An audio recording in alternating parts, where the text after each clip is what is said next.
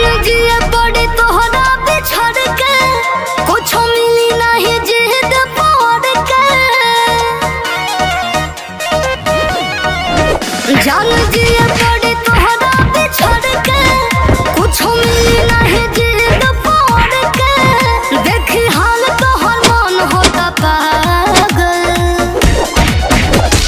सुन के हमर गम बादल आसमान से बरसे लागल। सुन के हमर गम बादल आसमान से बरसे लागल।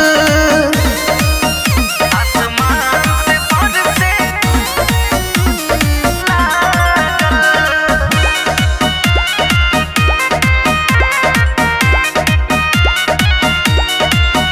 अरे अब भूल जा तू हमके, कहता नहीं जान कसम से।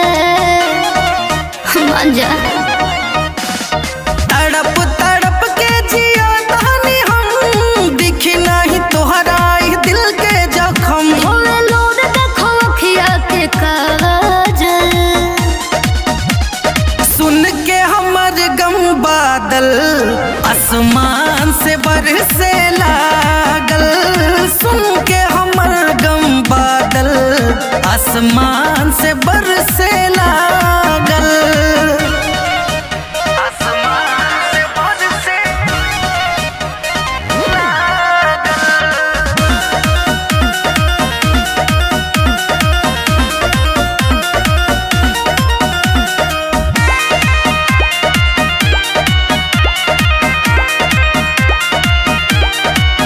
सुना चाहत रहे दिल में टूट के, जिंदगी बीता जान घुट घुट